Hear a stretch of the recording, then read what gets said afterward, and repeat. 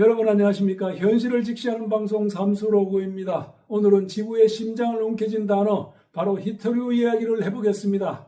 이건 그냥 광물 이야기가 아닙니다. 지금 이 순간 미국의 분노, 중국의 오만, 일본의 피눈물, 한국의 무능이 교차하는 핵심 단어입니다. 히토류란 이름처럼 드물고 귀한 땅의 흙입니다. 스마트폰 진동 모터, 전기차 배터리, 미사일 유도장치, 심지어 F-35 스텔기에 들어가는 소재까지 현대산업 문명 거의 모든 제품이 이 금속들에 의존합니다. 그런데 문제는 이 핵심 자원을 중국이 60에서 70% 이상 전 세계 독점 생산하고 있다는 것입니다. 정제분리 공정까지 합치면 사실상 90%가 중국 의존입니다. 세계 공급망이 전부 중국의 손바닥 위에 있는 셈이죠. 그런데 중국 상무부는 미중 회담을 앞둔 지난 9일 한층 강화된 히토류 수출 통제를 발표했습니다. 해외에서 생산된 제품이라고 해도 중국산 히토류가 0.1% 이상 포함되거나 중국 기술이 적용되면 수출 허가를 중국에 받도록 했습니다. 아니 이거 미친 거 아닙니까? 트럼프는 이런 전례가 없는 일로 시장을 막아버릴 것이라며 세계 거의 모든 국가, 특히 중국 자체의 어려움을 초래할 것이라고 말했습니다. 이어 갑작스럽게 터져나온 이 엄청난 무역 적대 행위에 극도로 분노한 다른 국가에서 우리에게 연락이 왔다고 하며 트럼프가 이번에 엄청난 폭발을 했습니다. 중국이 세계를 인질로 잡고 있다. 그의 표현 그대로입니다. 히토류를 지은 중국이 사실상 산업의 인질극을 벌이고 있으니 트럼프 입장에서는 미치고 환장을 노리시죠. 이 와중에 중국은 더 세게 나오고 있습니다. 이제 단순히 중국에서 캐낸 히토류만 통제하는 것이 아니라 해외에서 생산한 제품이라도 중국산 히토류가 0.1%만 섞여 있으면 중국의 수출 허가를 받으라. 아니 이게 말이 됩니까? 이게 이번에 중국이 발표한 새 규제입니다. 그 말인즉슨 지구에서 히토류 들어간 물건은 전부 내 허락을 받아 팔아라는 얘기입니다.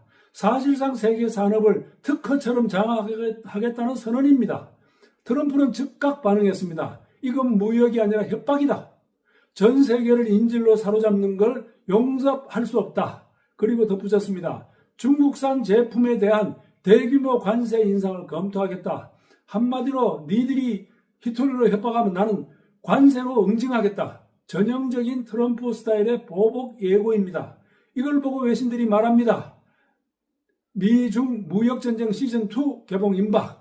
트럼프는 이달 말 경주에서 열리는 에이펙 정상회의를 계기로 시진핑 국가주석과 무려 6년 만에 대면 회담을 갖기로 예정돼 있었지만 이에 대해서도 이제는 그럴 이유가 없어 보인다고 했습니다. 지금까지 미중은 4차례 고위급 협상 끝에 소강 상태였던 미중 무역전쟁이 재점화할 것이란 관측까지 나옵니다.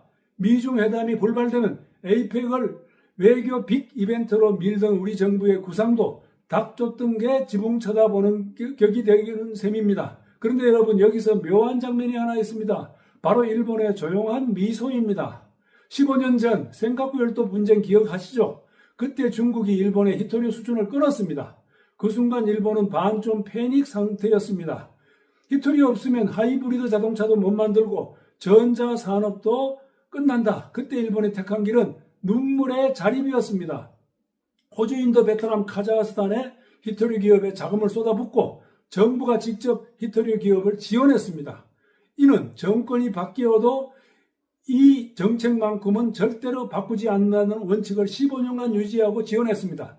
그 결과 히토류 중국 의존도를 90%에서 50%로 줄였습니다. 엄청난 성과입니다. 히토류 사용량도 50% 줄이는 기술도 스스로 개발했습니다. 노벨 과학상이 저절로 온 게 아닙니다. 한마디로 피눈물로 자립한 것입니다. 자원 안보를 국가 생존 전략으로 만든 나라, 그게 일본입니다. 반면 우리는 뭐였습니까? 이건 말하기조차 부끄럽습니다. 심지어 이명박 정부 시절 해외 자원 개발에 뛰어들었죠. 볼리비아 리튬, 텍사스 세일가스, 마다가스카르 니켈 광산, 당시에는 에너지 독립의 첫걸음이라고 칭찬했습니다. 그런데 문재인이 정권을 잡자 그걸 뭐라고 부르기 시작했습니까? 부실투자, 적폐사업이라며 수사에 들어갔죠. 결국 광물자원공사, 석유공사, 가스공사가 줄줄이 휘청거렸습니다. 리튬 프로젝트는 좌초됐고 미국 세일가스 광구는 무려 반값에 헐값에 팔아넘겼습니다. 가지고 있었으면 떼돈을 벌었을 것입니다. 정치 싸움하다 자원 안보에 싹을 스스로 잘라버린 것입니다. 그 사이 일본은 15년 넘게 자립했고 우리는 15년 넘게 정권 갈아타기 게임하느라 자원을 날려먹었습니다. 우리 결과는 거의 100% 중국 히토류에 의존하고 있습니다. 한마디로 히토류만큼은 15년 전 그대로 아니 더 악화된 상태입니다. 지금 중국이 히토류 카드를 꺼내면 한국은 꼼짝달싹 못하게 되어 있습니다. 우리나라 제품 중 반도체, 스마트폰, 방산, 전기차, 전자기기 전부 히토류 없으면 한 발자국도 못 나갑니다. 그런데 이걸 해결해야 할 정부는 뭘 하고 있습니까? 자원 개발을 이권 카르텔이라 욕하고 실제 산업 전략은 없습니다. 말로는 미래 산업 강국이지만 실상은 자원 종속국일 뿐입니다. 트럼프는 지금 관세 보복을 통해 중국을 혼쭐 내겠다고 합니다. 흔들겠다고 합니다. 하지만 우리 입장에서는 웃을 일이 아닙니다. 트럼프가 대중 관세를 올리면 그 불똥은 고스란히 한국 수출 산업으로 튀게 됩니다. 중국산 부품 들어간 한국 제품이 전부 규제망에 걸리게 되거든요. 그러니까 미중 무역 전쟁이 다시 터지면 한국은 양쪽 모두에게 두드려 맞는 샌드위치 국가로 전락합니다.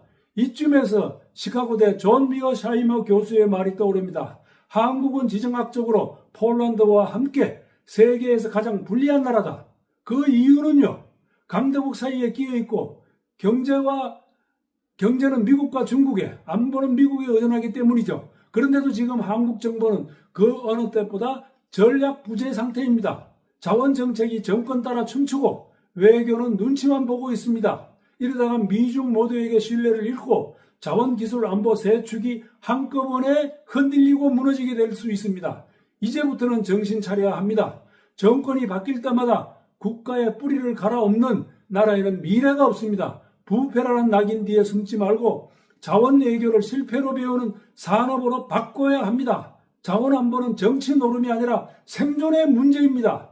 지금 중국은 히토류로 세계를 흔들고 트럼프는 관세로 맞불을 놓습니다. 일본은 자립했고 한국은 스스로 발등을 찍고 있습니다. 결국 답은 하나입니다. 자원을 지배하는 자가 세계를 지배한다. 자원 안보는 곧 경제 주권이고 경제 주권은 곧 대한민국의 생명선입니다. 여기까지 삼수로고였습니다. 구독과 좋아요는 진실을 향한 응원입니다. 감사합니다.